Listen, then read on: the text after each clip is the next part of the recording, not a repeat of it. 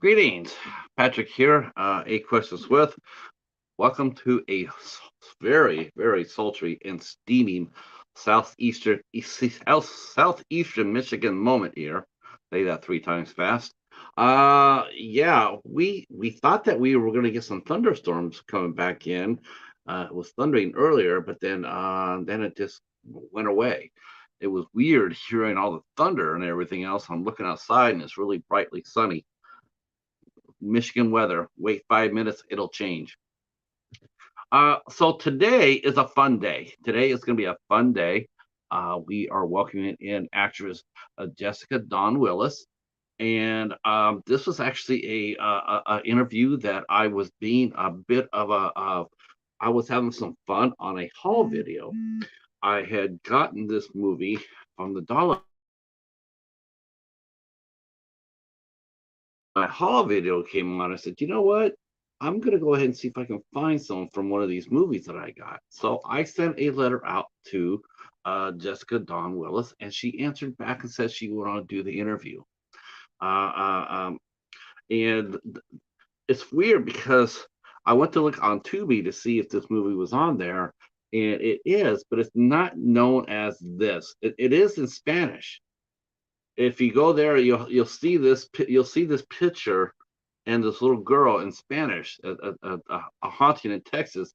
But this a haunting in Texas was originally called Silhouette, and Jessica Dawn Willis is starred in the film. So I asked her, and then I found out later on that her and her husband run and co-run and own Absentia Pictures, and her husband Mitch McLeod is the director of said film. So we have a feel. I have a feeling that we're going to be meeting Mitch tonight too. I always enjoy husband and wife's teams. They're always fun to talk to.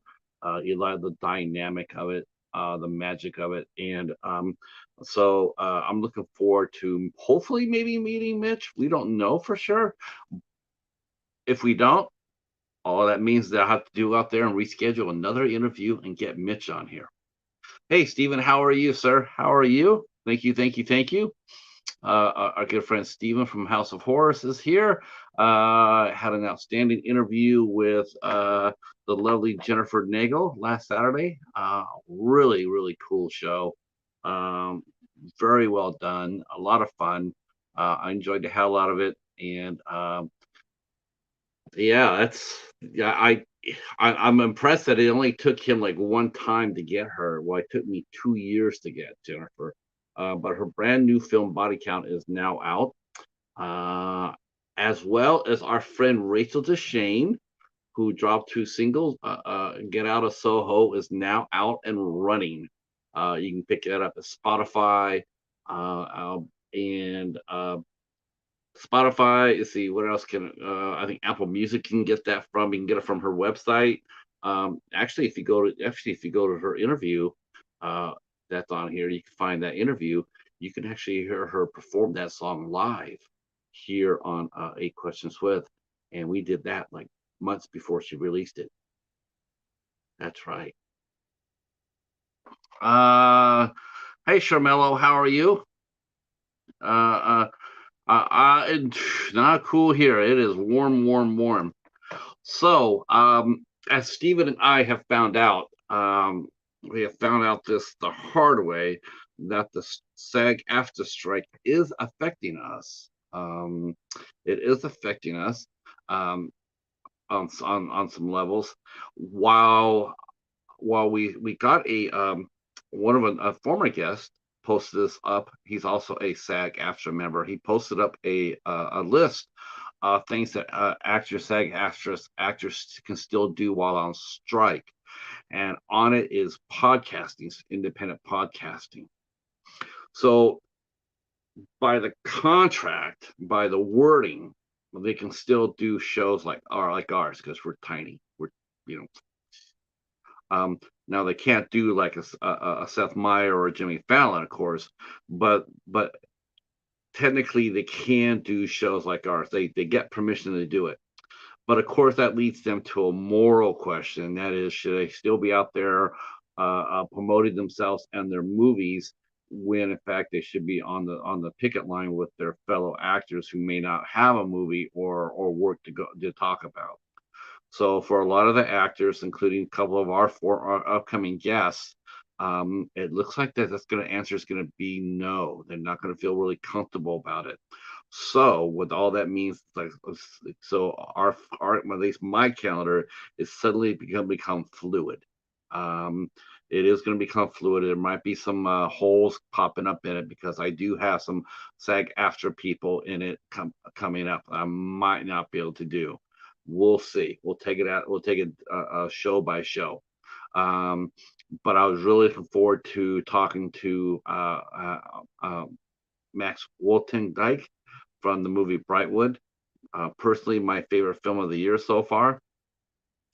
But he asked if we could push our date back until the strike is settled, and of course, not a problem. We'll work with that, definitely. So after this show is over tonight, I will be looking forward to fill a hole for a week from tomorrow. I don't know who that will be yet. I'm gonna just see what happens. I might actually steal an idea from a buddy of mine, and we might come up with a round table. I don't know. We'll see. All right. So what I can tell you what's going on right now until I hear otherwise. I can tell you what's going on the calendar. So this is our last week here in July, of course, and so here we go. So tonight we have Jessica Dawn Willis. She'll be here momentarily. Tomorrow night, Tuesday, is no show. There's no show tomorrow night. Tomorrow night is my wife's birthday, and I don't do things on days like that. So that's the reason why we're doing this show on a Monday. Hey Sarah, how are you? Let's see. Let's see. You got movies from the Ice Lord? It says Time Lord. Is that Time Lord? Is that Ice Lord? I'm glad you're doing well. That would be awesome if you got goodies from the Ice Lord. So there's no show tomorrow, but Wednesday we'll be back with artist Lazy Cheetah. Steve Tyson. Okay, because I saw the Time Lord on there going like, what? So Steve Tyson. That's very nice. It's very nice to Steve sent you some movies. That's very nice. Let's see. So Lazy Cheetah will be here on the 26th. On the 27th, we have the Reverend Horace Sheffield will be here at 8 o'clock. On the 29th, we will be talking to our good friends Jennifer and Alan from Jennifer at Home YouTube channel. That will be a Saturday matinee show at 3 p.m. Eastern Time, 12 noon Pacific. And we will actually be talking to them while they're on the road. They will be on the road to Arizona. And that'll be a lot of fun. So in fact, I just got done watching her brand new video about potato salad, and that woman loves the kitchen. She loves her kitchen. She is so at home in it. So it's gonna be such a fun interview to talk to Jennifer and Alan about their lives. There will be no singing on this stream. None. There's no dancing in the champagne room. None. Yeah, no, there will be no singing.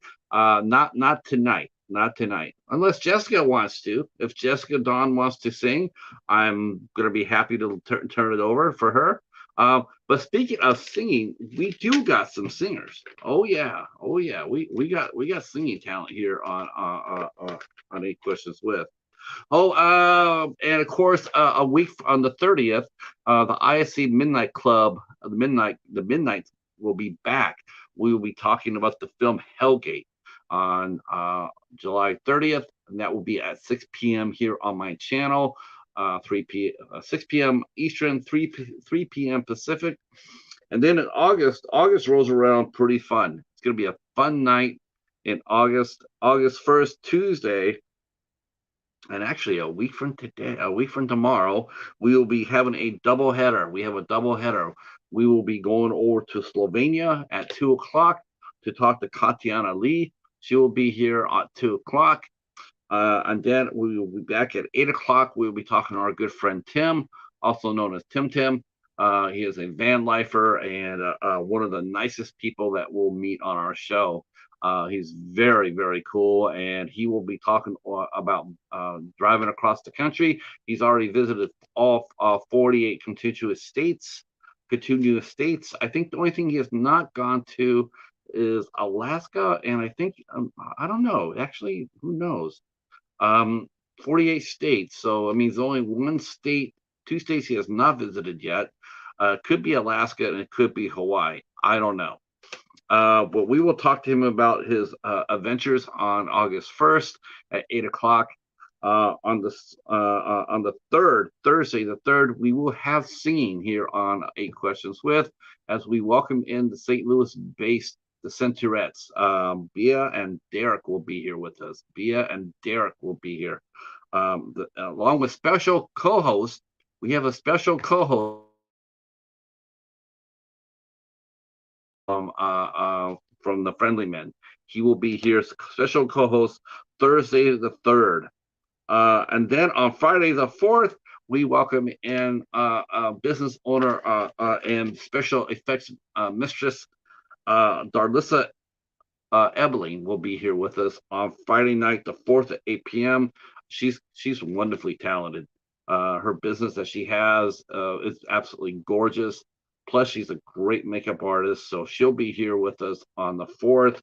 And I cannot wait to meet her. She seems like a very genuine, down-to-earth, talented artist, and I know you guys will want to come meet her too as well. On the 8th of August, we had to move our date, but we filled it. We are going to be welcoming in our friend and one of the best actors that I know. Daniel Hill will be with us. Now, that name may sound a little familiar, especially to you guys who love wrestling. He played the American Dream, Dusty Rhodes, on Young Rock.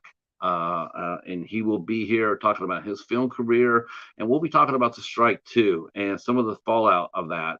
Him and I had a really nice discussion about it, and it's going to be interesting. He is one of the most studious. He's one of the most studious and well-spoken artists I've talked to. We had him on the Midnight Hour, and now he's going to come and pay us a visit here on 8 Questions With. Hi, Professor. How are you? Hey, Stephen. How are you? Don't forget to share us out if you'd like to, if that would help. That would be awesome. Let's see. On the 9th of August, on Wednesday, we will have the lovely Jessica Cameron. We get Jessica Cameron on the 9th of August at 8 p.m. And we will also be talking about independent films as well. Jessica has some really cool ideas and opinions, and we can't wait to chop it up with Jessica and possibly a guest appearance by Solomon on the 9th of August. And then on the 10th, we have the lovely actress Kelly Poling will be here with us. And not only is she a terrific, she was actually one of the first superstar swim models of the 90s, right when they became very powerful and became part of modeling. She was one of them, and she segued into becoming a dancer, and she went on tour with Madonna for a year, and then went into acting. She's also a world-class fencer that she has competed on many contests, and she's a fine actress as well. But that weaponry, that's I can't wait to talk to her about that, and I do hope that she's able to show off some of her skills on the 10th. So that's what's coming up here on 8 Questions With. Let's see. Oh, look who walked in through the door. Let's give it up to our good friend, the Ice Lord. What's going on, Wes? We had a super fun, even though I missed most of it because I was actually sleeping, but the Night Circle of Crazy was going on Saturday morning at 4 a.m.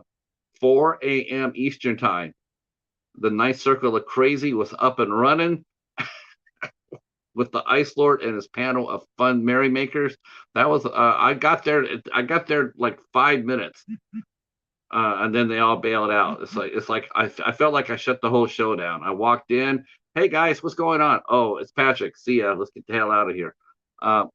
Good. Well, I'll get out of here because I'm gonna go get our guest. Please give our guest Jessica Dawn Willis your attention and your love and applause, and let's go get her.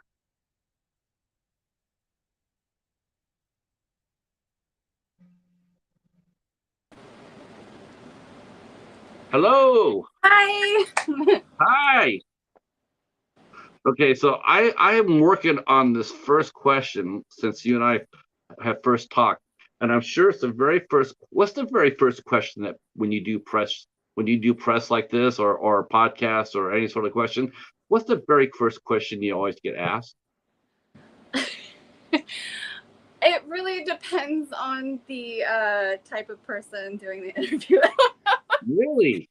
Usually, I mean, something about like the various projects or technique or I don't know. Really? They don't ask you if you're related to Bruce Willis? Because that was my first. Oh my god. I have gotten that a couple of times. Unfortunately, no.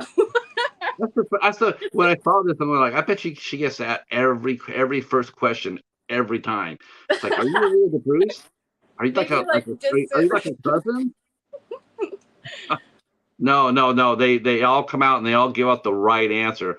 Oh, how are you? You know, where are you from? And, oh boy. I love that. Yeah, that was great. So I mentioned this during the pre-show how I got this interview, and I didn't tell you this because I hope that you like this because I thought this was really fun. But I went to a store. I went to a Dollar Tree, and all the people are on a chat. If you can see the chat inside, can you see the chat? Okay. No. Oh, I can click it here. Let me see. Oh, but then, no, I can't. I'm sorry. Okay. I don't know how to do that. Okay. So we have a chat here, and like 95% of them are physical media collectors. Okay, yeah. They buy movies left and right. So one of our things is we all go to the Dollar Tree and we all buy movies from there because we like this. It's an exciting place to go. So I got. Oh yeah. Yeah, this I got is the one that my husband wrote and directed. Yes. So I got this movie and I'm going like I got these other movies from Dollar Tree. Says what I'm going to do is I'm going to put a challenge to myself and find someone to talk to from one of these movies. And I went around and I said, I'm going to go. And you were actually the first person I talked. I sent a letter to and I said, Jessica Dawn, would you love to come on and talk with us about your movies? And then you said yes. And I'm going like, that's just amazing. How come it can't be that easy all the time to go out there? It's like this is going to be so much fun. Yeah. In fact, I even mentioned that there's even a slight chance that Mitch would come in there and say hello. I could maybe persuade him. he's in the back right now. But that's how I wanted to do. I got so excited, and then I went up there and then I watched Silhouette because I know this is not the name you gave the movie. Yeah. It's the same movie, but the distributor changed the title to that. Yeah. I guess it's like more catchy or something. I don't know. I really liked. I thought Silhouette made a lot more sense than this. I liked Silhouette too more, but I guess these people know how to sell things. Yeah, those crazy guys at ITN. Yeah. I'm blaming our friend Echo, who's in the chat. I'm blaming him for that right there. Yeah, you and your husband Mitch, you guys run your own studio, Absentia, right? Yeah. He founded it, but I assist with a lot of things now. So. Is it a lot of fun? Do you enjoy the behind the camera work and making a movie? Do you appreciate it more now that you're helping him out running a studio or production Oh, company? definitely. It's really stressful, but in the best kind of way, because you can prepare as much as you want, but there's always going to be some problem that comes up that you never could have thought of, and you have to figure out how to solve it. And it's just, I personally find that exhilarating. But Yeah, so I do want to talk a little bit about before we get into the movie. So I do want to get back, I do want to go back to what normally people ask you, and that is, where were you born and raised at? well, I was born in the Panhandle of Texas, but I have lived in Dallas most of my life. Oh, okay. So you're a Dallas-based artist. Mm-hmm. Yeah. Okay. Who do we just had one? Oh, we had Israel Luna on. Oh yeah. He makes Yeah. a lot of horror films around here. Yeah. So you know Israel then. Yeah. Oh I've worked wow. with him a Okay. couple of times. Yeah, we just had him on about a week and a half ago. A Mm-hmm. lovely gentleman, lovely man. Yeah, you're right. Yeah. He He's does a really lot of good horror at films. making the horror comedies. Like, he has a talent for that. Um, how is the community? Um, well, uh, like the pandemic, I feel like things still haven't quite recovered, like the level of cohesiveness that things used to have before the pandemic. So, Uh, but you find some great people here, very talented people, and everybody's very passionate. We don't have some of the resources that some other areas have, so you really have to be very dedicated to get things done here. yes. Yeah, he mentioned that as well. Mm-hmm. Um, Stephen mentions that he has seen your work, and the professor says that he is now tracking copies of your movie. That is awesome. I really appreciate that. Stephen has been a fan of yours since like Fear. That is, Oh, I've that is actually a heard long of. time ago. Oh my god. Yeah, didn't you guys do three Lake Fears? I was only in the first one. I think that Oh, they did two more. Yeah. okay. Because I want to say I think I've seen there were three films in the franchise so far. But Yeah. yeah, okay. So Dallas, I mean, now, did you live in Dallas? Have you lived there? I mean, since you started your career, or were you Um. still in Handle? Yeah. I mean, I've gotten to work on projects in other areas, but yeah, a lot. I'm based in Dallas. Where Oh, no, that's really good. We'll be talking about that because, yeah, it was really interesting hearing some of the things that Israel mentioned about Dallas, and I want to hear from you as well. Uh, hmm it's good. It's good though. Yeah, though I got the sort of impression from him as well, Jessica, that it is still slowly gearing up. It's still it's a close knit community, but it's still sort of like it's taken a little bit of time to to get the energy level back to where it was. There's a Yeah. lot of productions. Well, plus that, I think the summers probably have knocked you guys flat too, because it's been really hot the last The few summer is years. definitely the slow season here. Yeah. Now, it's actually weird because most of the rest of the country now is the time that everybody strikes. Because it's hmm easier to film during the summer than it is during the winter. Yeah.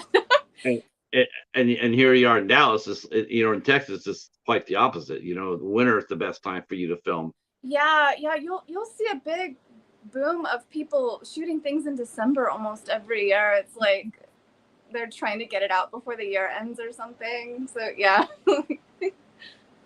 Uh, so what did you get your start? I mean, how did you get your start into the business? Now, did you go for the usual route, and dancing at school, doing plays at school, or did you go to college for it? Um, I took some classes in high school and college, and I was actually getting my major in biology in college, but I Nice. guess I just kind of woke up one day and I was like, I'm really miserable doing this, like, and I hate it. And I read The Alchemist by Paulo Coelho. At that time, it influenced me. It's like, wow, I'm just really feeling drawn to to do this, and Like, I'm taking classes. I've talked to some agents who have said if I went and got training that they would, sign me. So I decided to go on all in with it. Like, No regrets, consequences and huh? all. This is okay. No regrets. You just wanted to No, do it. no, Um, it's difficult, but if you love it, you love it. So. uh, what was you took some classes in high school. What did you take, and what was your reaction to it when you were learning it? Was it challenging to you? Was it play pretend? I mean, what did you was it something that really moved you? That's I really want to do this in the future if I give it a chance, or was it just something that was it a goal of yours? And why biology? I mean, yeah, I know it's a weird ending for that, but I'm thinking, I mean, if you enjoyed this, if you enjoy the classes, why didn't you do acting right off the bat, or did you want to have something to fall back on before you got into the game? Oh my gosh. I always loved it. I always loved it. But you'll kind of like, yeah, have people tell you that it's not possible or it's not viable. But the thing about the world we live in today is that even a lot of traditionally safe jobs are not always safe. They get replaced with technology or whatever. Mhm. So you may as well just do what you want to do. Like, because there's really no controlling anything. So. No, not anymore. You're right. There are a lot of jobs that you would think a biologist, you would think that would be a forever job, but Yeah, but yeah, even things like in the sciences and medical field, it might be replaced with AI soon too. So it's like you just don't know what you're gonna. uh, Accounting used to be a safe job. Just you may as well do what you want to do. So, what college did you go to? I went to UNT. Okay, Mean Yeah, Green. All yeah. right. What was it like living in Denton? I enjoyed Denton. I think it's changed a bit since I've been there, maybe, but it was it's always been kind of like a mini Austin. Like it has a lot of creative energy that maybe you don't find in other parts of the Metroplex. You know, you'll find like bands and musicians, artists, still like thriving up there, which is it's just nice to be around. I loved it. Steven says he also saw Ouija 2. Oh yeah, oh that was Israel's movie. So Yeah. yeah. So I guess you do know Israel really well. Um, Oh yeah. I mean that's been a while ago, yeah, but yeah. He loves his Ouija, right? mhm. Yeah, Yeah. yeah, he does. I saw one of his films that really inspired me to interview him. It was called it was a Ouija. Well, they called it Ouija Warehouse. Okay. And Yeah. it was really, that movie had a lot of heart. It Yeah. was not it was I know not a your lot of the normal. cast that was in it. They're all really good, actors. So. There wasn't scary at all. It was very, the ending's just really heart moving, and it's like, wow, you don't see that very often in a movie with the word Ouija in it. You always Yeah. Yeah. instantly think of the occult and the witchcraft and all that other stuff with it. But Ouija Warehouse was very interesting in that it was a lovely story, and I love the ending, and it looked like he did. I love because it looked like he did it in one take, and then he explained to us how he did it in 10-minute segments. So he gave us a secret on how he made his movie look so Oh, good. cool. Yeah. Yeah. No, let me. I don't think I've caught that one, but you're making me want to watch it. So. It was really good, Yeah. Jessica. I was like, yeah, this guy he's got skills. Um, now, so let me ask you this question too. Now we're talking because you touched upon Austin. Have you been to Austin since the pandemic has been lifted? Mhm. What's your take on the city? Is it friendly to artists, actors, actresses? Is it friendly, or is it Um. sort of narrow? Um. I mean, you'll still find like a lot of like creative energy there, more so than in a place like Dallas, which is more corporate. But I think that a lot of people are simply being priced out of that city right now because like all the tech companies move there. So I don't know if it's quite as friendly as it used to be, but it tries Um, still like us. yeah, that's pretty much what he said too. Yeah. Yeah. Okay. Yeah, that's a real shame. Yeah, Um, yeah, you used to be able to go down there and it was magical, but I mean, it still has some of that energy, but not quite as much as it used to. Now, has any of your films opened up down there? In For Austin? Yeah, but South by Southwest. No, I don't. No, no. You kind of have to have like big names in this films to get into South by Southwest these days. Like usually. Yeah, yeah, it really sucked because it never used to be that way. It Yeah. really way. It used to be like, man, the more out there, the more indie that you were, it was the better, the more indie you were, the better chances you had of getting a screen. A lot Yeah. of times corporate did not, they had cons. Hey, you want to open up the, $150 million Barbie movie? Yeah, take that shit to cons. You would never see that open up at South by Southwest. Well, until now. Uh, Yeah. I mean, there are some smaller festivals though that are still really supported. Like at uh, least. let's see.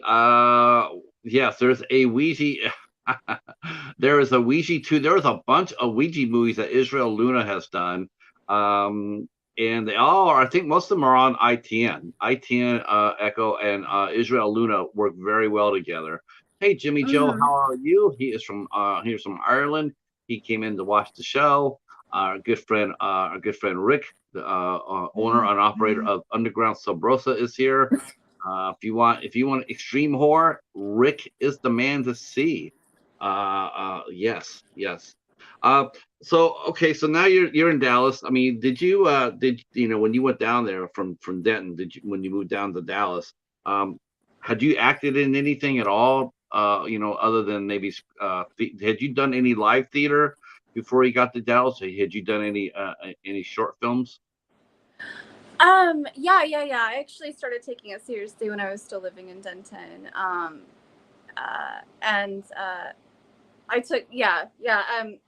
It's been a while since I've done any live theater just because it's so time intensive and you really have to commit to it. Like if you get a film audition or anything like that, you can't do it, because you're committed to doing this play. I hope to be able to do it someday, but yeah, like I've done like a lot of short films.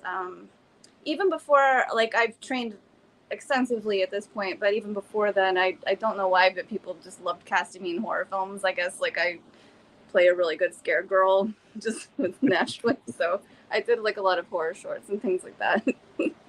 Well, were you like always? Were you the girl at the end all the time?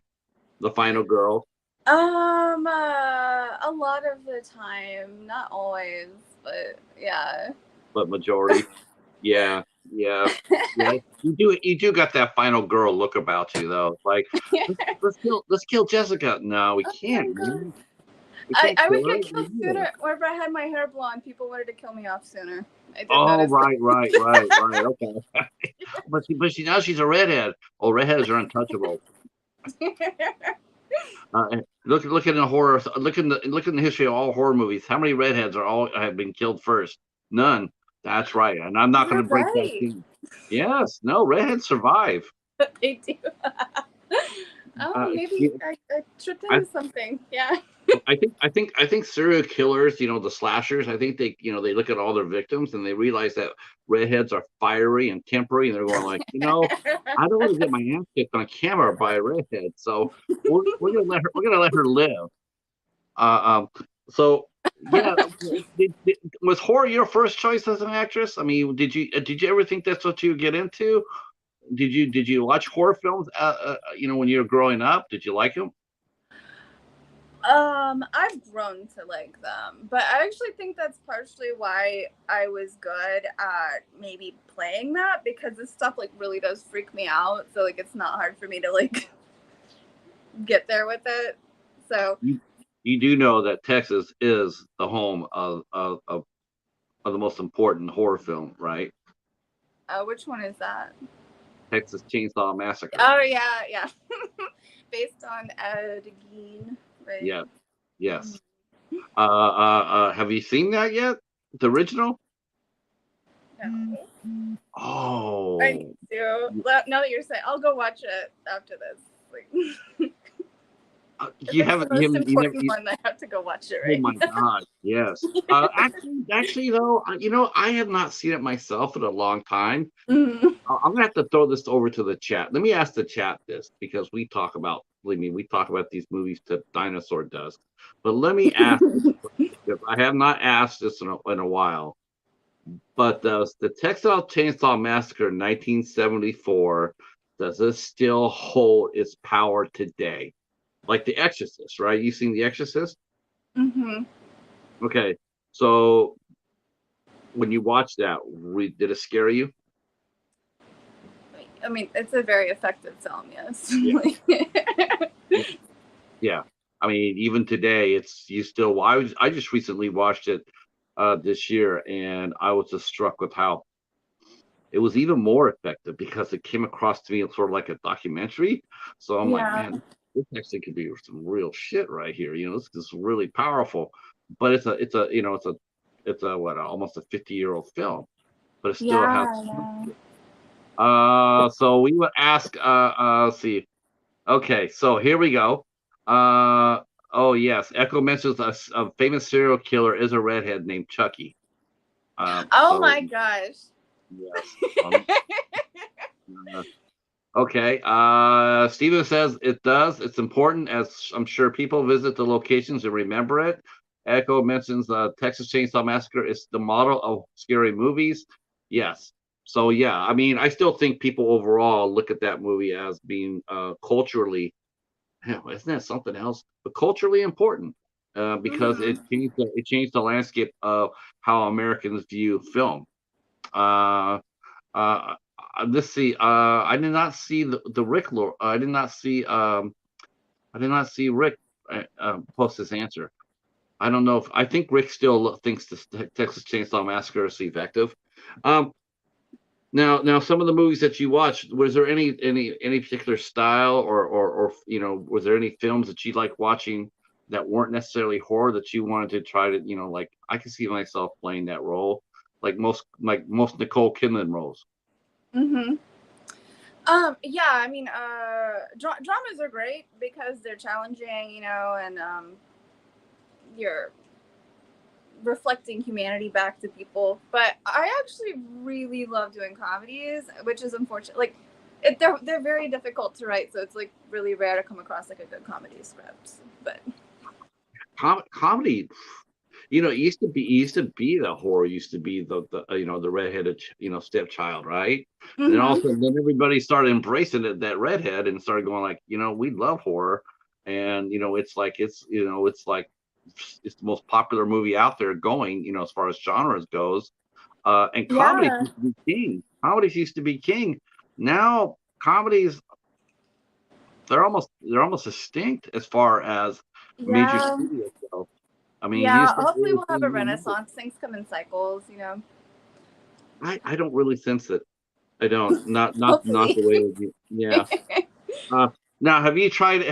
What kind of comedies? And was there any comedy actors that you admired most? And who made you laugh? I mean, what comic made you laugh the most? um, when I was a kid, I loved watching like the old reruns of Saturday Night Live. So any of like the classic SNL actors probably inspired me like a lot. When I was convinced I was gonna go like audition and get on SNL like as a kid, like Will Ferrell and his height. Bill Hader he's good at everything actually. Like that guy can do anything. Uh, when you got older, when you started acting, were you surprised to find out how hard comedy was to do, or um, do you feel like you're a natural for it? Yeah, well, the acting book that I read, actually, she says in it that the only difference between doing comedy and drama is that actually for comedy, you have to go even deeper, and the stakes have to be even higher than when you're doing drama. So I think maybe this is why like a lot of comedians have such hard time with their mental health because actually they're doing more in some ways than dramatic actors are. Yeah, they're exposing themselves a lot more. Yeah. Isn't that weird how that is? Have you done stand-up comedy? Have you been a stand-up comic before, Jessica? Have I? No, no, that seems terrifying to me. Anybody that can do that, that's like amazing. Yeah, it's actually terrifying to me too. I mean, because you get up there and you're trying to be funny at the same time. At the time, you have to expose yourself as part Yeah, of the cost of being funny. It's like I have to make fun of myself, put myself out there for people to laugh at me. So in yeah. order, I can, You're it isn't like exposing, you're being very vulnerable and people are laughing about it. I mean, this is kind of like, it has its place, but it's like, I could get why that would mess with somebody. Yeah, that's terrible. Kind of. You do stand up? yeah. No, God, no. The worst thing well, the most terrifying thing I ever did was I did poetry. I did a slam poetry event, and that was the Oh, hardest. Yeah, that was the hardest thing I ever did. That was like, yeah, but you did yeah, it. yeah, I did it, and yeah, that'll never ever happen again. Oh No, no, was no, it that bad? no, it was terrifying because you're up there and you're like, you get up there and you're reading your poetry, which is, not comedy. It's like Yeah, you're hoping that the people don't get mad at you because your words don't rhyme. Because most of the people think that poetry means your words have to rhyme. It's like, no, that's not necessarily true. Uh, have yeah. you? A lot of great poems don't rhyme. Like, No. So I got out there and did that. It was a lot of fun, and then I got to be a judge at one, and that was terrifying too because now you're judging what what I consider mm, professional poets that have been published, and then I'm judging them on how good they are, and that was a little unnerving as well. But I did it. yeah. I did it. Well, What's one thing? what a cool pursuit. I love that you're doing that. Like, That was a different lifetime ago. That was over 20 years ago, but I still, still stays with me. Um, mm-hmm. what was the most challenging thing for you as a starting out as an actress? What was the most challenging thing that you had to overcome? Um, ooh, for me, it's probably the blending of the business side with the art side Mm, because like you have to be able to maintain your vulnerability and your access to yourself, but you also like almost have to have a second personality where like you're not a pushover and people can't mess with you and like you're negotiating rates and it's like you just have to be like this other person too. It's like that was hard for me to do. do you do the casting for your projects? um actually in our free time we're almost always talking about like casting or like yeah and Mitch and I discuss we just kept Now, now do you have do you,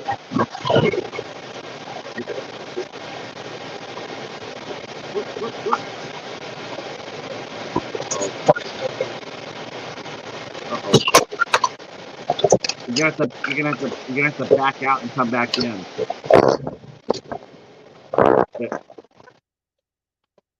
There, there he goes. Okay, go ahead. Oh,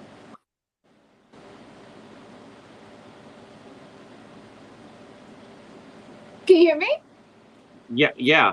Okay, Yeah, you're I back. thought, Okay, I don't know what happened. Like okay. I glitched out for a second. Like, No, no, it sounded like we got taken over by a poltergeist there for a second. oh no, it's I thought I was haunted. talking, I thought I was talking about a Ouija board got us in trouble. Oh geez, maybe I don't know. Maybe.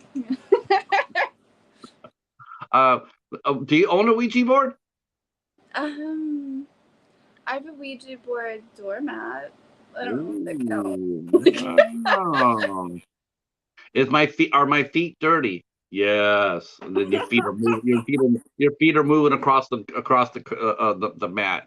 Oh, okay. So, Oh my god. do my feet smell? Yes. Get them off me. Okay. I don't think I've ever seen a Ouija doormat before. That's interesting. It was Halloween decor, and I just kind of leave that stuff up all year round. Are you a big Halloween fan? Is it Halloween your Mhm. favorite season? Yeah, Yeah. it's the best, isn't it? It is the best. It is. It's 68 days till the beginning of October. Yes, we're getting close. You're right. Mhm. I am ready. We are ready for the spooktacular. Let's see. Echo says that he has seen images of the Ouija doormat. I don't know if I would have. Actually, in all seriousness, I don't really necessarily feel like I want to step on a Ouija doormat. Yeah, I have it in front of a door that doesn't get used very much. Okay. Like, yeah. I don't think I would want to be walking across there. Did you ever see that? Did you ever see that movie, A Quiet Place? A quiet. Yeah, I did. Yeah. Remember that? Remember when she stepped on that nail on on the stairs? Yeah. That's what I'm afraid the Ouija would do to us if we put a doormat in there. It would stick a nail in it through it and we step on it. What scares you? What scares me? Yeah. In terms of horror and like what horror movie, if you did, what movie would you? Oh my God! I was like, I know the answer to this. I'm so sorry. I watched, my parents left it on whenever I was a toddler, and I swear I still have vivid memories of watching it, and like I'm still scared of clowns. Like I hate clowns so much. You watch that movie as an adult, it's so silly, but it just like affected me. I don't know. Like, I don't know why clowns scare people. I always just make me laugh. I do know how you can overcome your fear of clowns, though. How? And that is to watch the Three Stooges. If you watch the Three Stooges, yes, I guarantee you, by the time you're done watching the Stooges, you will not be afraid of any clowns at all, ever again. Maybe I'll try this. Yes. Yep, and I look forward to you coming back there on Instagram and posting a picture up saying that the Three Stooges have made clowns fun. It just scared me. Yeah, plus classic comedy too. My gosh. See, Echo even says that. He says all of us inside are clowns. That's for sure. I know I'm a clown. Yeah. I've been noted to be a clown. So yeah, but the clown horror scares you. Yes. Yeah. Oh my God. So I was going to ask you about the casting. When you first met your husband, did you start your company? Did you start your company after you guys were married, or was this something that he was running when you met him? Yeah, he was already running it. I just we work really well together.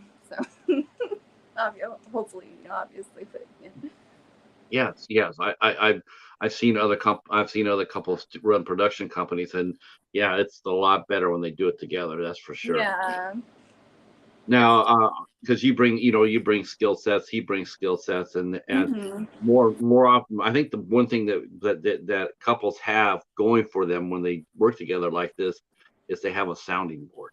They can bounce off ideas off of each other, and it helps them. Whereas before, you're bouncing out ideas, and you really don't know, like, will that work? You really don't get a really good answer because there's no one. So what was that's interesting. Had you at that time that you met your husband, how many movies had you already acted in?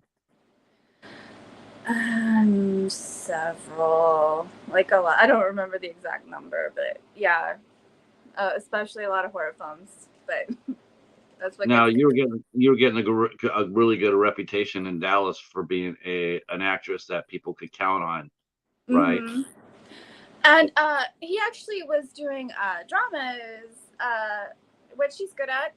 But I was actually the one who convinced him to do a horror, like Silhouette, because I'm like, well, the type of drama you make can be made as a horror now. This is like a type of horror that's popular, and horror films are just so much easier to market and everything. Like, maybe you should try it. Like, oh, so he really hadn't done any horror when he met you then? No, he's a drama guy. I mean, he loves horror actually, but he was making mostly dramas. Yeah. Silhouette did come across more as a dramatic film, didn't it? Yeah. Yeah, you can still see that in there a lot. Yeah. mean, did you think that do you think do you what did you how did Silhouette come around? I mean, was it because he wrote it and directed it? Mitch did. Hmm. Uh, uh, uh, how did you get involved with it? You know, did you have to do you have to audition for your own parts, No. or Uh, no? he wrote that part for me. So even before we were together, he already had the first draft on, and he wrote that part with me in mind. So I didn't have to audition. No. You brought there's some really strong actors in this movie. Mm-hmm. Yeah, yeah. April and Tom are both fantastic. Yes, April. Wow, what a powerhouse performance! Oh I yeah, yeah. mean, I hope to have her involved in everything we do. She's so good. really, yeah, she was super strong in Silhouette. I mean, you could definitely feel her pain and rage Yeah, that was a difficult part. Like, yeah, she killed it. now, now talk to us about your part of the film, without giving too much away. Uh, how did you feel about playing the other woman? Is that a hard role to play? um, not necessarily. Like, acting 101, you're taught not to judge your character, and very few people view themselves as a villain. Almost everybody has some internal justification for their behavior. So I just didn't judge what she was doing and tried to understand why she was doing it. I guess, you know. Uh, now, I I mean, can see why people wouldn't like that though. But yes. yeah, but I mean, because because you didn't really, your character really didn't know what was going on.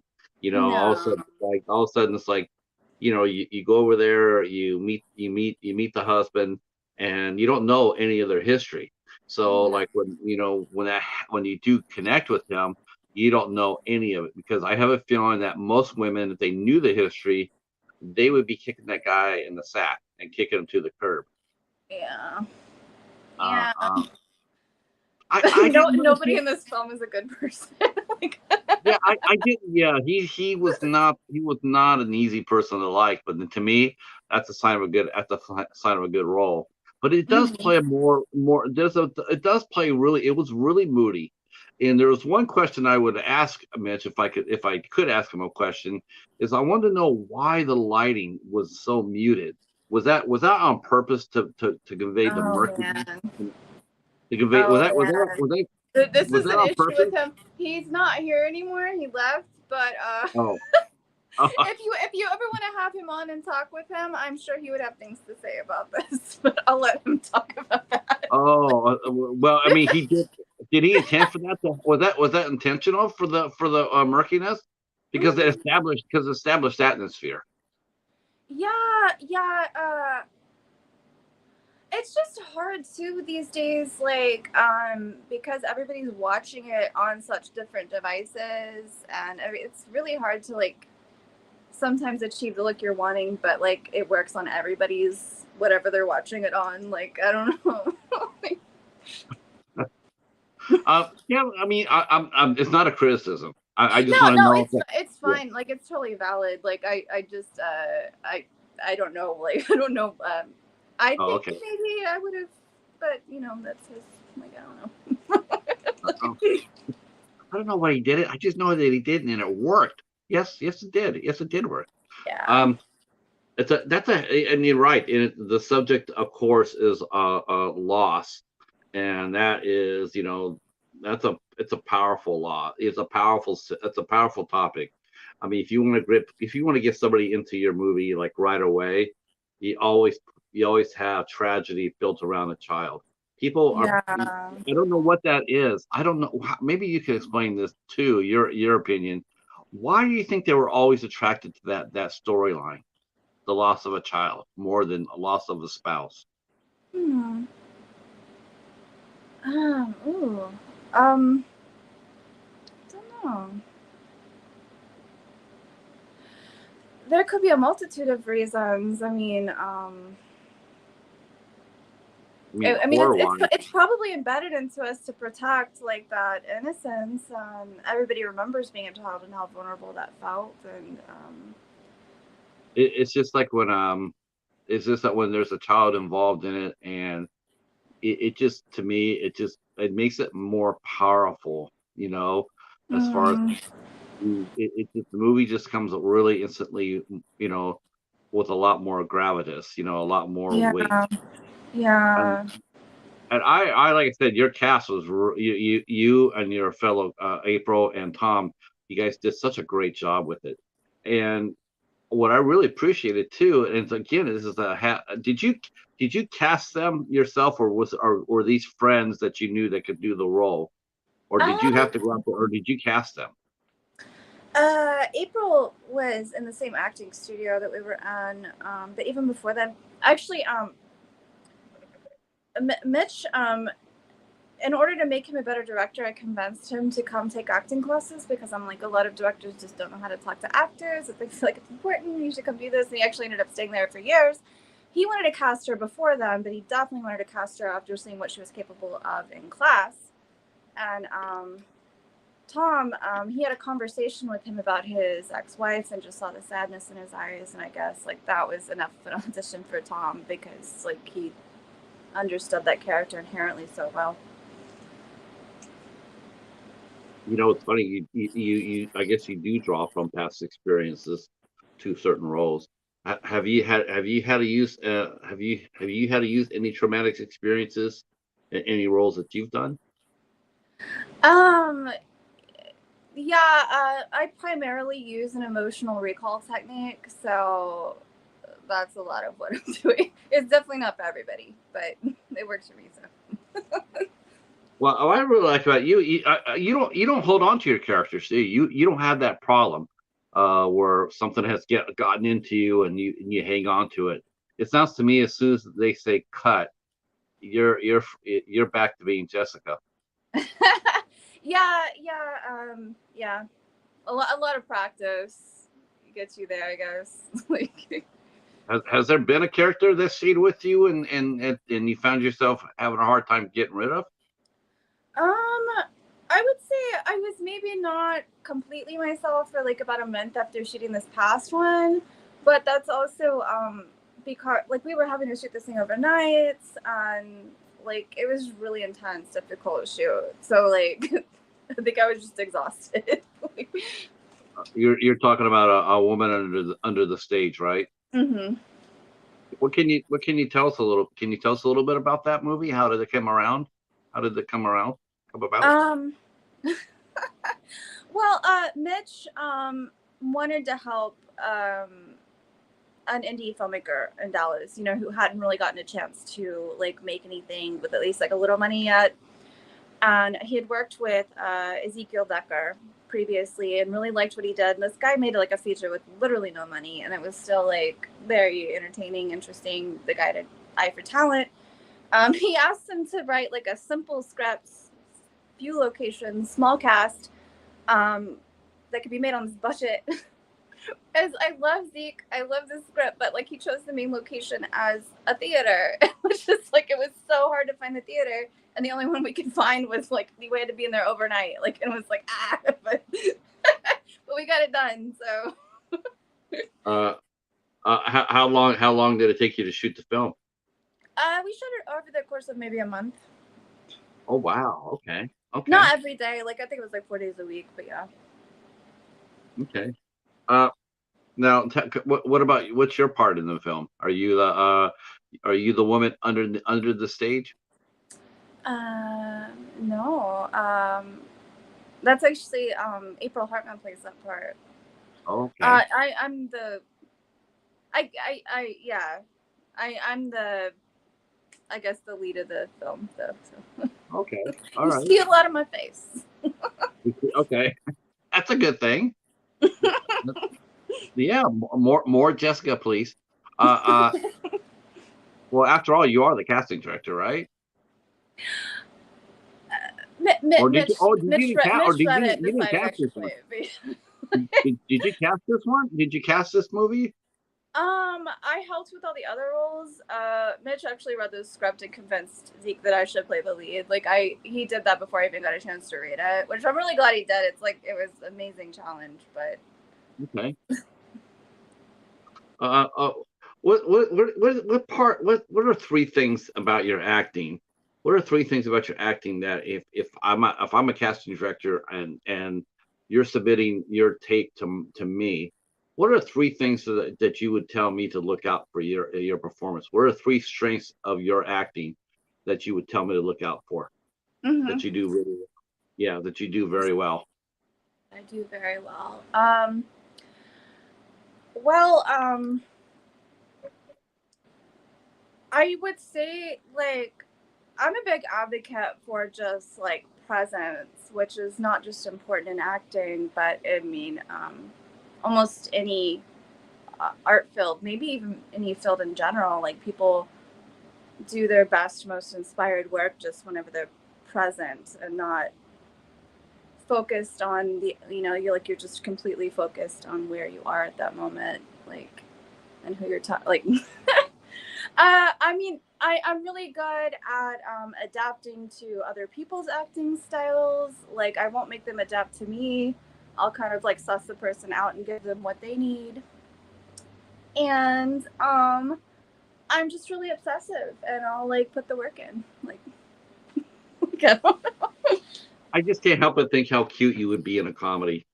If anybody out there has a comedy script, I will audition for you. I love comedies. I really do. I'm just watching you here, and I'm thinking you have that real Jennifer Garner quality about you. Oh, thank you. Uh, okay. Let's see. Echo says, "What are your thoughts?" Uh, let's see. I hate that little. They always put that on YouTube. They put a little symbol here, and I can't see the whole comment. Mm. I'll have to wait till someone else. Well, let me see if I can bump it up. Okay. Hey, Spicy, how are you? Okay. Oh. Okay. So Echo wants to know, what are your thoughts on shark movies? Yeah. What are your thoughts of creature features? Would you? Is that something you'd like to try to do? Do a creature feature film other than straight horror? I mean, yeah, those are fun. Mitch actually won't go in the ocean because he watched Jaws, like, and it freaked him out. That's his like big scary like movie that he has. So we don't. I haven't watched a lot of those because like we kind of decide the movies together that we're gonna watch. But I mean, they don't bother me. They seem like fun. So. You know what I'm thinking? You know what I'm thinking? What you guys need to make? You need to Hmm. make a shark. You need to make a shark movie that has a clown face on it. Oh my god.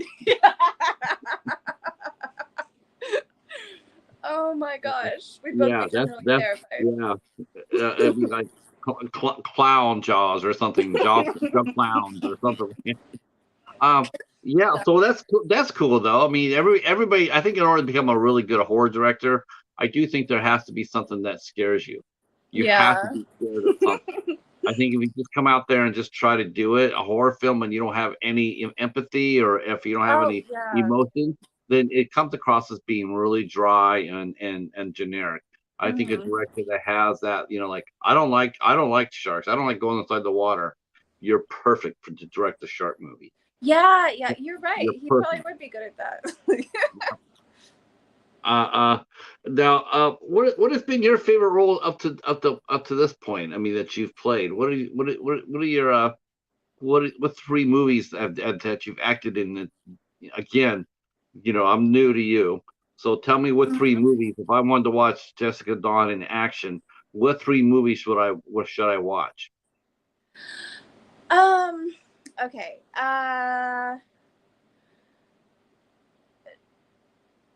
Probably, I mean, you've seen Silhouette. I'm very proud of that.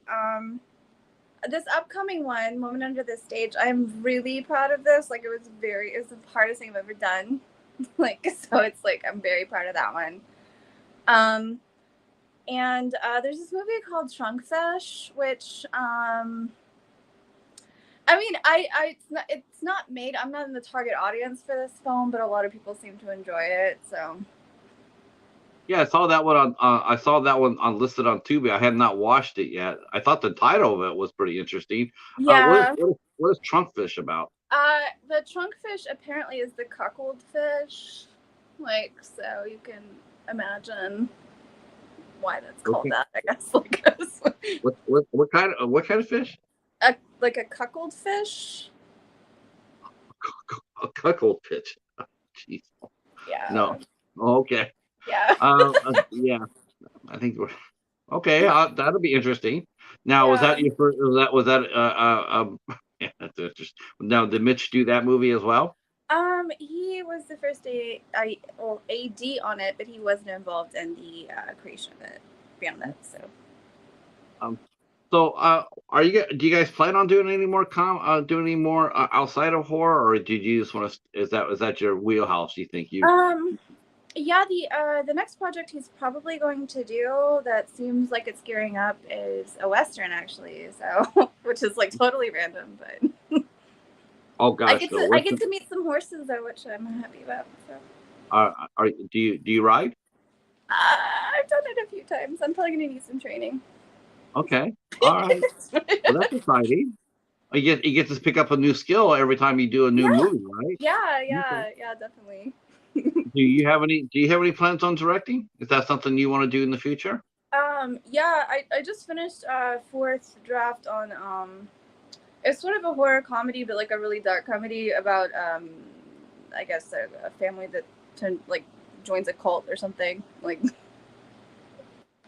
So okay. So they meet up. Okay. There's so many ways I could go with that, Ryan. Yeah. Yeah. Meet Pastor Abbott. Okay. I just put that in there. Yeah, cult films are a lot of fun too. Yeah. Do you consider yourself a religious person?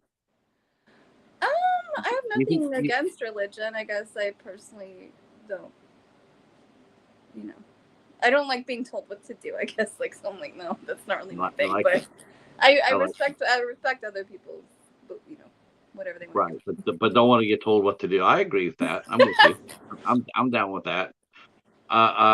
Yeah, that's for sure. It's a supernatural horror. I mean, like it's so far silhouette. I mean, there's a little bit of a haunted feeling into that movie. It's supernatural horror. I mean, what is that?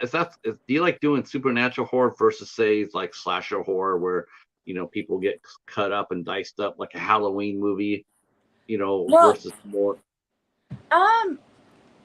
Well, it's I mean, as far as the end project goes, slashers sometimes aren't the deepest things ever, but they are super fun to make.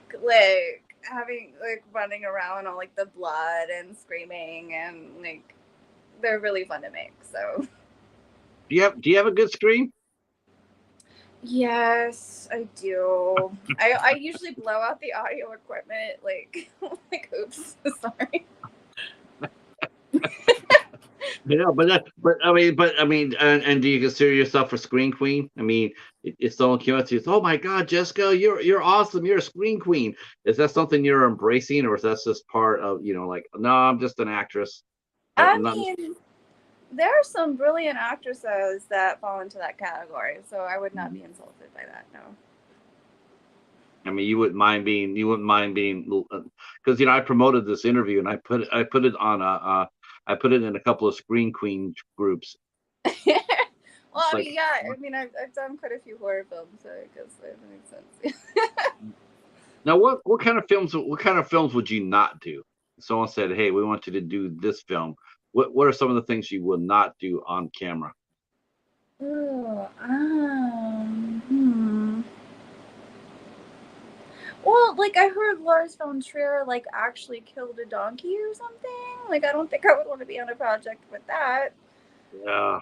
But beyond that, it's probably a case-by-case basis. It's funny. He's an interesting director. I like him as a director. I don't necessarily think I would want to shake his hand. No, that's a little much. He would not. I wouldn't really necessarily want to shake his hand and have lunch with him. No. But yeah. Is there anybody who you would rather? Is there anybody you would work with but wouldn't necessarily want to have lunch with? Ooh. That's a difficult question. I mean, there are rumors of some people being like difficult or rude or something, but rumors aren't always true. So I don't know. I would have to meet the person. Have you ever had to handle you ever had to handle a crisis like that on a set where you've had to go Oh, in there and deal with somebody who may be having a bad day? yeah. Mm. Is that hard for you to do? I mean, it's a little. It can be like a little anxiety invoking and make doing my job difficult. But I just tried to stay focused on doing a good job. Like if that's going on, I'm like I can't control this person's behavior, but I can control myself. That's all I can control. So. Right. So we mentioned earlier about how the Dallas scene seems to be a little bit, slow, sluggish coming back. Mm-hmm. Um, Israel mentioned that sometimes it can be a little bit cliquish. Mm-hmm. Do you feel like it is that way, or do you feel like um, or do you feel like it's cliquish? I mean, or is it just because most indie film group, most indie towns, who make films, it seems like they work well together, to Mm-hmm. support projects. Do you feel like Absentia Pictures? Do you feel like it's supported pretty well? I mean, do you get nice write ups in the paper? Do you get on TV? Mm-hmm. Do you do interviews like this a lot? Yeah, Mitch actually has an interview with the Dallas Observer on Wednesday, and then he's going on Good Morning Texas on next Monday.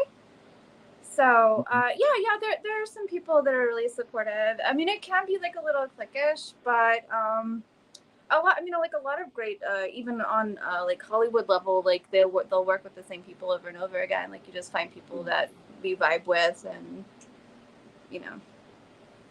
Right. I don't think it's like maybe cliquish in a negative way. Like people just find the people that they work well with. So. I just find let's see, Spicy's says I've unfortunately not seen any of your movies. Any recommendations to start out with? I started out with Silhouette.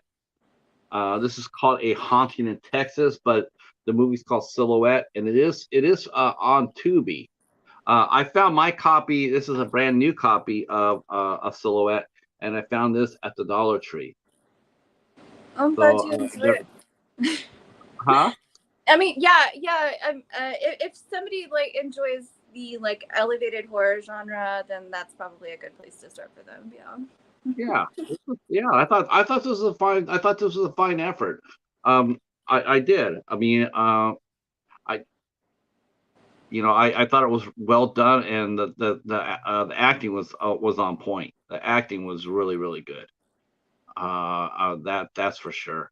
There's also Trunkfish, and whatever. Let's see, and Ouija 2 is on there. In fact, I want to say Ouija 2 and Trunkfish are both on Tubi as well. Mm-hmm. Have, It probably is. have people recognized you out in Dallas from your films? You ever go like get coffee or lunch and have people recognize you and Mitch for for your movies? I mean, I've had that happen, but I don't know. I don't really try to like attract attention to myself whenever I go out. So, like, No fur coat in the middle of the summer. no, no, lettuce, sweatpants, and ponytails. Like, Okay, yeah, all right. That's about as comfy as you can get. How mm, about you writing? Have you done any writing? I mean, I can see yourself. I can actually see yourself writing, doing some screenplay. yeah. I mean, I wrote a short film that I directed and got produced. That's been a while ago now, and I don't really think it's available anywhere. But that was fun. Yeah, and I wrote a feature script, and I co-wrote a film called Yankee Rose that is in the pipeline to be made as well. Mitch is going to direct that one. It's going to be pretty crazy too. So. it sounds like Absentia is you guys have a lot of irons in the fire. I mean, you sounds like you guys are really making. Mm. Now you mentioned Mitch is going to be on TV. Is that to talk about a woman under the stage, or just his career in general? Maybe like a little of both, but I think it's specifically we're premiering the film Thursday at the Angelica next week here Okay. in Dallas. So, yeah, it's partially just to promote that as well. Now, is it safe to say that you're not going to be wearing sweatpants and a ponytail for that, right? No, no, yeah, I got an outfit picked out already. That's and we look forward to that because I'm sure you'll post pictures on your Instagram. Hmm. How social media has social media helped your film company? You feel? Yeah, yeah. I mean, you meet all sorts of people through this. Mitch actually, we got a film from the band called Daughters, which is like relatively well known, and it was just because he connected with the guy on Instagram. So yeah, yeah, you meet all kinds of people. Like, As far as the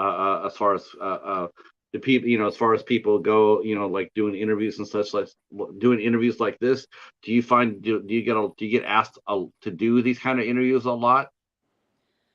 I think the last one I did was with two guys in Minnesota. Like, God, I can't remember. It's something like two guys and drinks or something. Oh my God, I can't remember the name. It's like, I'm sorry if they're watching this. Hi, I'm sorry. I forgot. But like every Doesn't time matter. we It have a doesn't matter about project those coming two guys because they don't have a cheetah like I do. out. That's right. That's right. I'm playing my trump card right here, right now. Oh, did I say that word? Wow. Let me That's a rephrase good that word. card. Huh? Let me rephrase that. Yeah, I have. If you look right above on your screen, upper right hand, be upper left hand corner for you. That's the Uh-huh. cheetah. Do you see the cat? Oh my God. Wait, it's like a little. Oh. Oh, here. Oh my God, I'm looking at the wrong side. There. Oh. I Yeah. haven't seen too Oh. many cheetahs. I have not seen too many cheetahs in my life. Thank you. No, Yeah. and our friend Betty is here, and she's saying hello to you and welcome. Yes, by all means. Um, so I think overall, you guys are a really good spot, huh? I mean, is there anybody else that you want to work with? I mean, is there anybody else in Dallas who if you were going to sit there and say, other than me and Mitch, these are the people you should keep an eye out on. Tell me some Mm-hmm. of the people. Tell me some of the shout out some of the people who you think are tearing it up in Dallas right now as far as your film community goes. Ooh. We know Okay. Tom, April, and Israel, but who Uh-huh. else? Who else would you sit there as tearing things up? A guy called Derek Presley actually is from Dallas, and he did a couple of films with Neil Madanu. Neil Madanu, is that how you say it? But he's off like doing some like bigger budget stuff. He was actually about to direct a film in the UK, but it got shut down because of the strikes. So that's amazing because like I was actually had like a very small part on this guy's project when he was still working with like $30,000 to $50,000 budgets. So like that's incredible that he's been able to do that.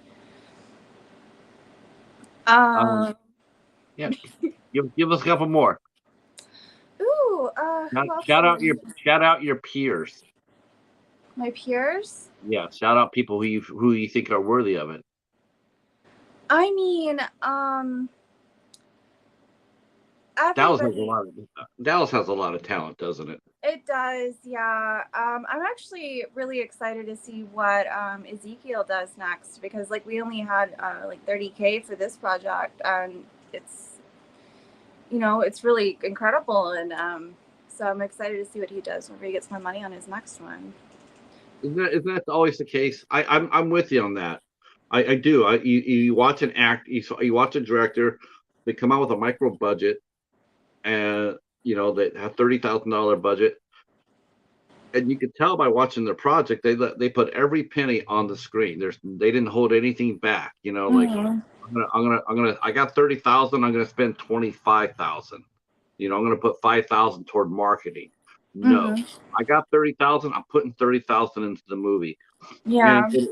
you can really sense when a director does that versus Mm-hmm. when he doesn't. And to me, it's like that's one of the things. I think to me, it's like when I read a review of a movie where the reviewer says, "I would love to see what or 10 million."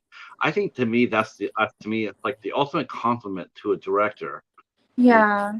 because it's like you got skills. All you need now is a chance to really showcase it, to actually do it. Yeah. Um, so I mean, I mean, I think that goes with Mitch too. We have to throw Mitch into that list too. You know, like Mm-hmm. you know, what can Mitch do if he got like a $3 to $5 million budget? Yeah. Yeah. Money makes everything easier, you know. Yeah. Not a shock I- to anybody, Is but is it easy for you easy for Absentia to raise money for their projects? I mean, you know, is it harder, or do you have to do crowdsourcing, or is it or how do you, I don't know, how do you, what's the best way that your company has raised money? um there are multiple avenues you can go about. One of like the most traditional ones is getting actors attached to, like, they read the script, they like it, they say that they'll be in it if it gets funding, and then you're able to take that to investors and be like, these actors are attached, can we have money please, thank you. Like, Right, yeah. so Yeah, it's you know, kind of like a long they're process, but yeah. uh, um who as far as a name actor goes, who would you like to share a scene with, if you could? um I What three actors would you like to share a screen with, and why? oh my gosh, I love Michael Shannon Mm. and Adam Driver, both for the same reason, because they're just like really intense and unpredictable. Like you can't guess what they're gonna do next. Um, I was like, there's this. I don't know if you probably haven't seen any of her work, like maybe, but Anna Biller, who did The Love Witch, like she did this film before that called Viva, which is like wonderfully not derivative of anything else. Like, this woman had a vision and she made it, and I would love to get to work with her someday, I guess. I have to look her up. Mm-hmm. I have to look her up. Viva's based on stories that she read in like 1970s Playboys. Like, it's very kind of surreal. What was her name? Anna Biller. Anna Biller. Okay, I will have to look. Steven mentions. Let's see, Jessica Shannon, Jory and Taylor, Jory Gill, Taylor Graham, and let's see, I guess he knows a lot of the Dallas actors. Mm-hmm. And I think all those people were in Lake Fear, right? Is he listing he out the says, cast? you know, and he says he also has the Julianne Moore, Jessica Chastain type of look. Oh, me. Oh, thank you. That's right. I Yeah, Jessica, who do you feel? Do you feel like you just stand out on your own, or if someone were to compare you to someone's, you know, who do you feel like you would compare to? I know that's a terrible question, I know, but I mean, do you is being complimented, is that a compliment for you to be associated, like you have that Julianne Moore vibe, or Jessica Chastain, or Bryce Dallas Howard? Is that a compliment to you, or do you feel like your work stands on its own? I mean, it doesn't. It definitely doesn't bother me. I mean, you know, uh, these are all, you know, successful people, so I'm like, okay. But I notice it changes depending on what hair color I have. Like, if I have the red hair, it's like people just list out like all the redheads in Hollywood. Like, okay. I have a feeling you're gonna be a redhead forever, right? Do you like? Um, this is my natural hair color, and I grew it out in case we did the Western, so I wouldn't have to like wear a wig, because you know, people didn't color their hair back then. But Are you you mentioned earlier about taking writing lessons? Are you gonna be handling weapons as well? Are you gonna learn how to handle a gun? yeah, I'll probably get to go through all that fun training. Yeah, I'm excited. Okay, I'm excited too. I like the westerns. I like westerns. Yeah. Uh, In fact, my YouTube channel was named after a Western. Which one? Have Gun Will Travel. Oh yeah, okay. Okay. So and the cheetah's name is Paladin. Well, there you go. See, I wasn't lying. And neither is he. He's a cheetah. So what's if you do the Western, when will you do that? Would that be something to do in the fall when the weather starts getting a little bit cooler in Texas? It's amazing. I can't imagine anybody filming in Dallas right now. I just can't imagine. It's just too hot. No, I mean, the schedule isn't completely hammered out right now, but we may actually be shooting it in Wyoming. So. Oh, okay. Okay. I guess the winter would actually be the bad time there. So hopefully.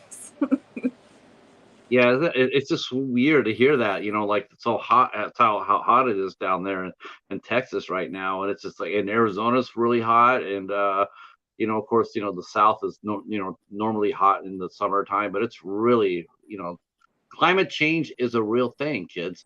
If you ever had any doubt, yeah, it's definitely gotten worse. Like it seems like it has.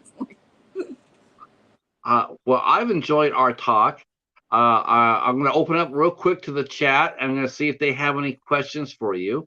Do you have any questions for our guest, Miss Jessica Dawn Willis? No, she's not related to Bruce. I already asked that question. So you're able to ask, you can ask any question other than that question. If you have any questions you want to ask Jessica, please drop them in the chat, and we will let her know the questions. Okay. What is your favorite movie that you've been in?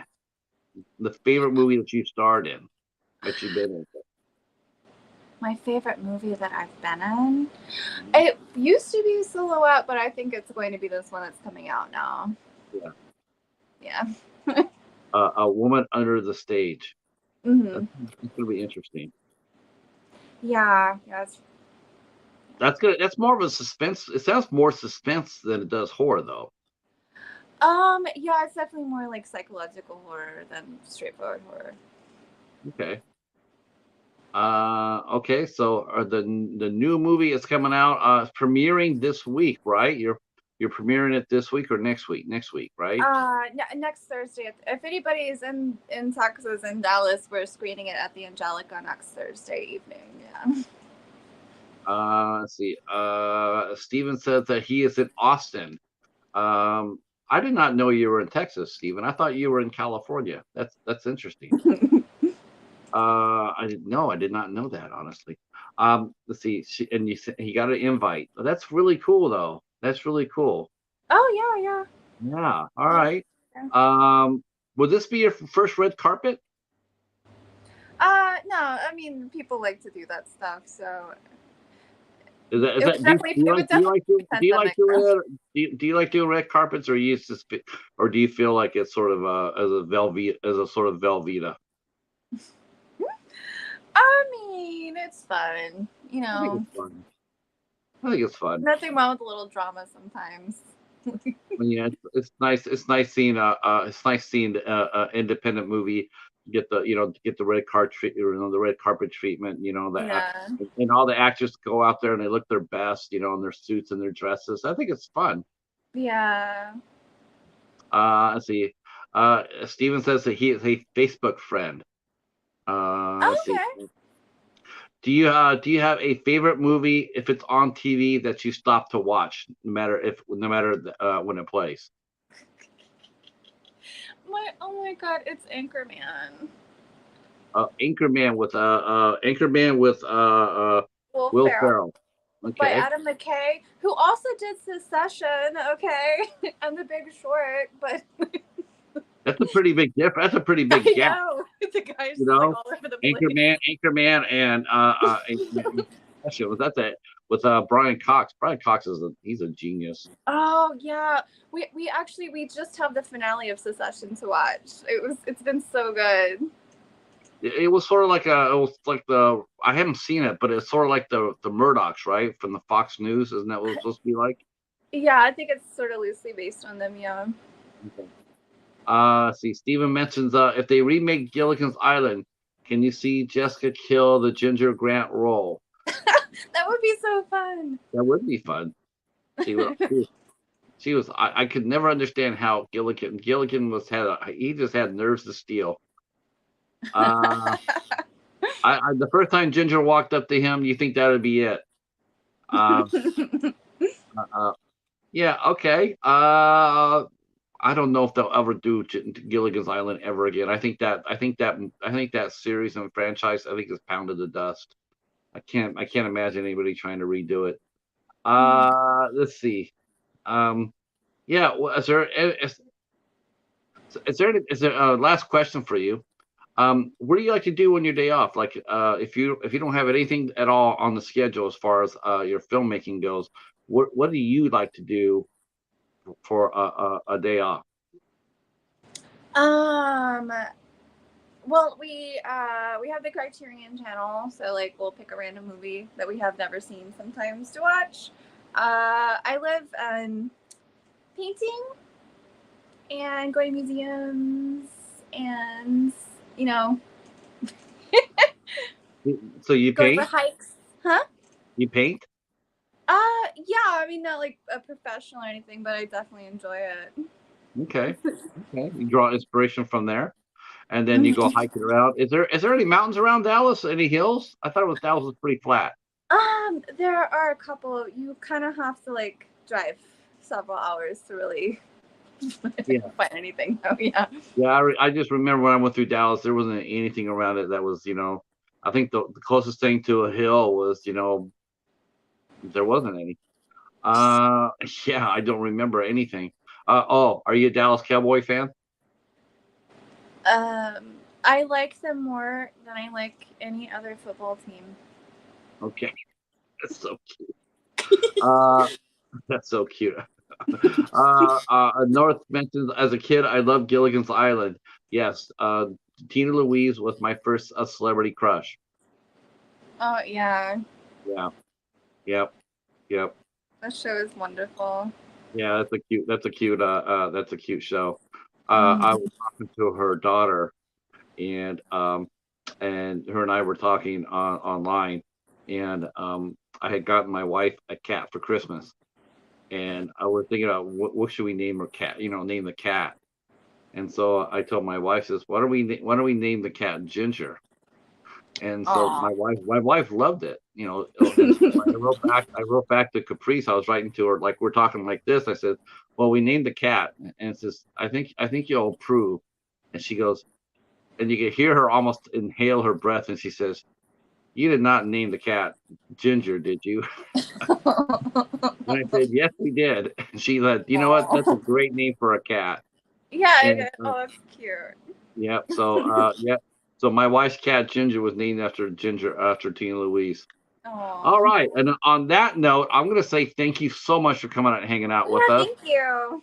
I want to thank the chat for coming out and hanging out with us too, and dropping some questions. I had a lot of fun. You're delightful to talk to. Yeah, this was fun. I definitely want to talk to Mitch. I definitely will. Okay, I'll let him know. You can just message him. Yeah, I would. I'd love to talk to him. I'd like to get into his head and see what his process is like. Hey, Fan Cities Adventures in the house. Thank you for coming in. Thank you for coming in. We are talking to Jessica Dawn Willis. Do you go by Jessica or Jessica Dawn? I use my middle name professionally. Yeah, it sounds prettier. Yeah. So we're talking to Jessica Dawn, and I want to thank you guys for coming out tonight. We will not be here tomorrow night. Tomorrow night is my wife's birthday, so there will be no show tomorrow. But Wednesday, since you'd like to paint, in fact, I'll remind you, and I'll send you a link. We will be having a painter on Wednesday. Okay. We will be welcoming in a professional painter, a professional artist. His name is Lazy Cheetah. That's his name, Lazy Cheetah. There's no such thing as a lazy cheetah, but we're gonna discuss that. And he will be here at 8:00 on Wednesday, and he will be doing some painting while we chat. So you get a chance to see he's got skills. He's got skills. So Lazy Cheetah will be with us on Wednesday. On Thursday at 8 o'clock, we have the Reverend Horace Sheffield will be here with us. He is a social activist, a civil rights leader, and he will be with us at 8 p.m. on Thursday. And then on Saturday at 3 p.m., we are headed to Arizona. We actually should have went to Texas, but they went to Arizona. Our friends Jennifer and Alan will be with us at 3 p.m. and she runs the YouTube channel Jennifer at Home, and we'll be talking to her at 3 p.m. on Saturday. Thank you so much again, Jessica Dawn. Stay right where you're at, and to the chat, I will see you guys on Wednesday at 8 o'clock with Lazy Cheetah. Don't miss it. It's going to be a lot of fun. Talk to you soon. Peace.